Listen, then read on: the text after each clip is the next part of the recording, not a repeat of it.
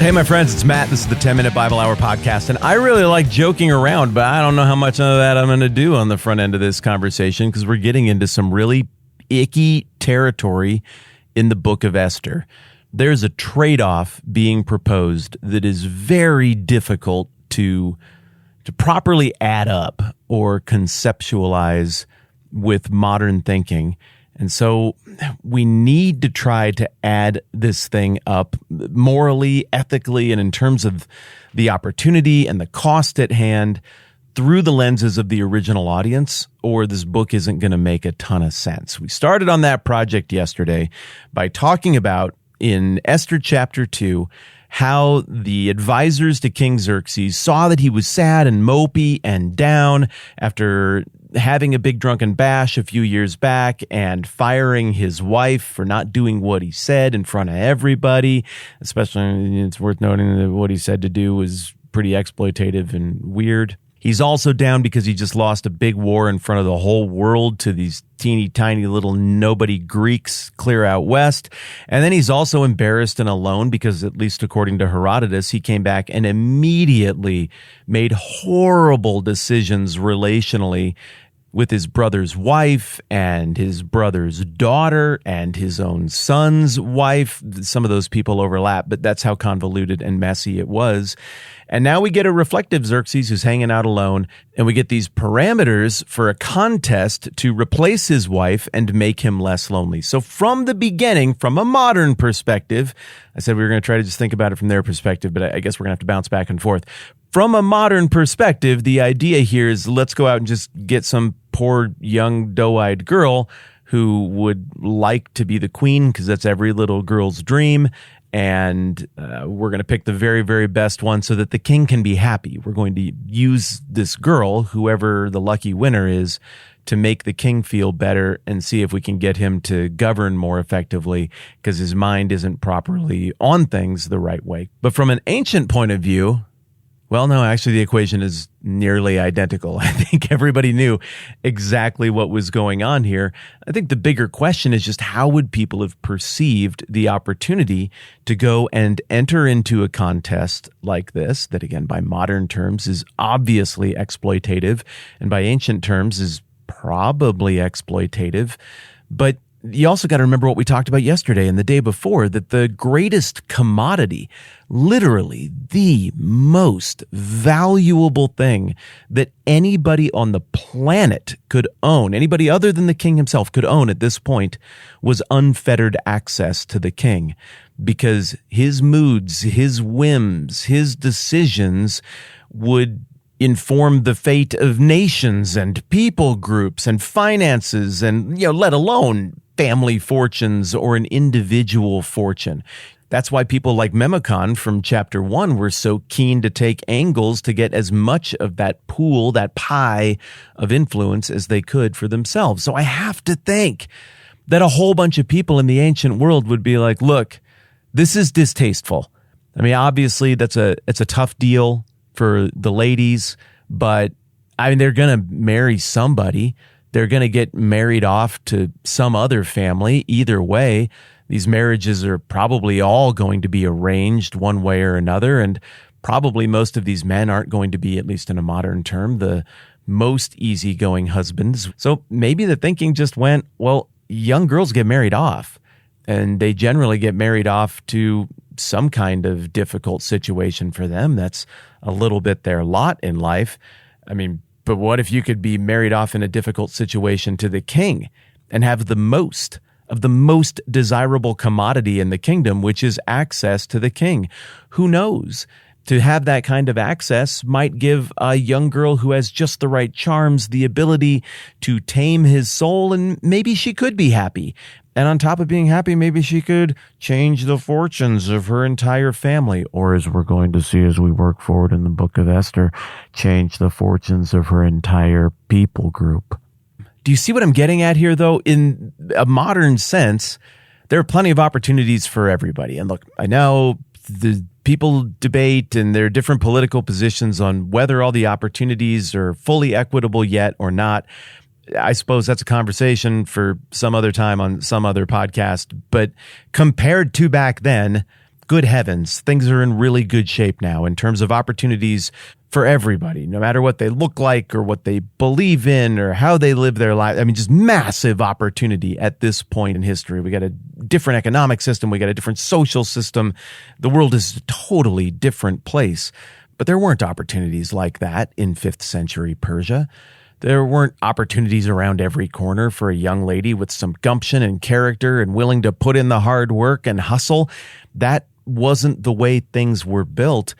If somebody was a young woman and they wanted opportunity that went beyond marriage, they were probably going to have to pursue that through the oldest profession, or maybe if they were lucky, and I'm using euphemisms here, I'm searching, they could end up being a manager of people who work in the oldest profession. Now, look, I have read a ton of stuff about Persia. I've listened to tons of lectures about Persia. I spent a ton of time while we were still back working on Matthew on the side.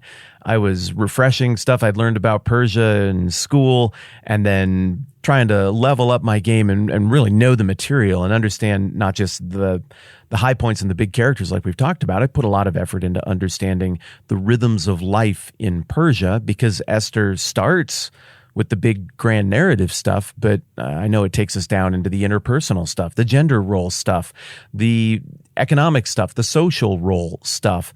And so I listened to what a lot of people had to say about that. And I can tell you this, there are a lot of very intelligent professors and talented people who bent over backwards to try to find a reference here or there to women having opportunity in the age of Persia. And it's fascinating to me that they all ended up with the same anecdote here or there. Like, oh, we got a letter here that was written. It's kind of a receipt for some grain, and we think this is a woman's name who might have signed for it. It was stuff like that. So you might go and Google things and be like, really, did women have no opportunities in Persia? And be like, but what about that note that might have been signed? Or you might come up with a couple of examples or a YouTube video, but listen closely to it. Look closely at it. It's a stretch. It's modern hopes of making Persia look a little bit better being inflicted upon it. The reality is this was a dude's world, and overwhelmingly in Persia, if a woman was to have power, it was by being married to a successful, powerful man and then navigating behind the scenes to make things happen. I'm not saying that's the way life ought to be. I don't think that is the way life ought to be. I'm saying we need to deal in the reality of what was going on here.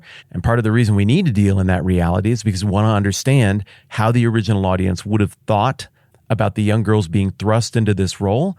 And my guess, my friends, is that the original audience would have viewed this as the opportunity of a lifetime. My guess is that they would have understood this is going to be tough, and the king's probably going to be a very tough man to be married to. And you're going to have to endure the reality that the king is going to have limitless women on the side. And the king probably won't even cover it up or hide it. The king will add newer and younger women to his harem, maybe newer and younger wives constantly. And that's just what you're signing up for. But young ladies, this will still be worth it.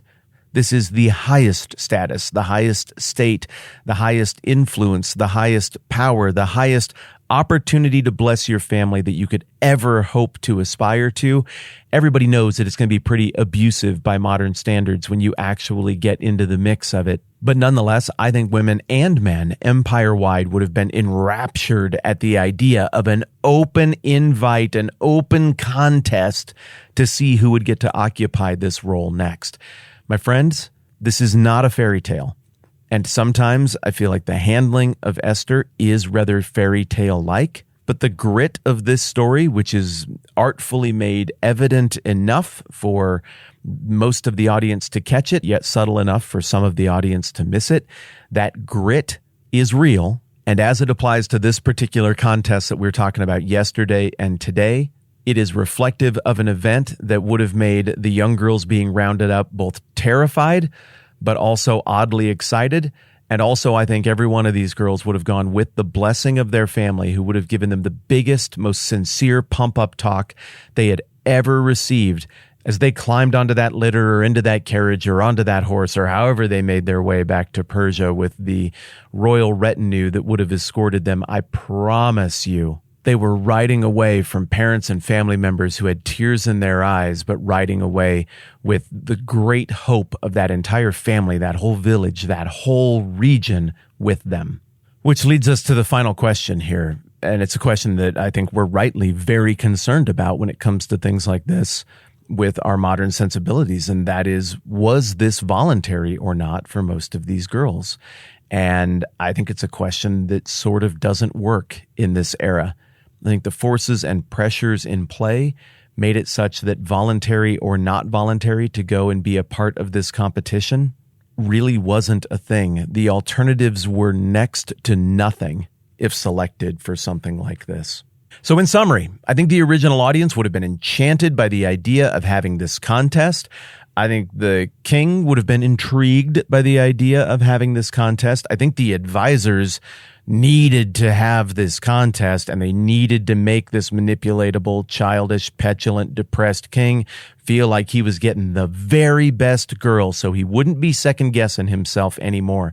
I think the young ladies in this thing saw the opportunity, but also would have been terrified and knew that they were signing up for a difficult life, but maybe a more desirable difficult life than the other difficult lives that they were going to get signed up for if they weren't a part of this contest and if they didn't get picked. This is a tough situation, and I don't think we do ourselves any favors. I don't think we do the text any favors by trying to put lipstick on it. Yet now that we're here and now that we're about to be introduced to the heroine of the story, it seems like all we can do is root for her. We're expected to understand that the best outcome would be her winning.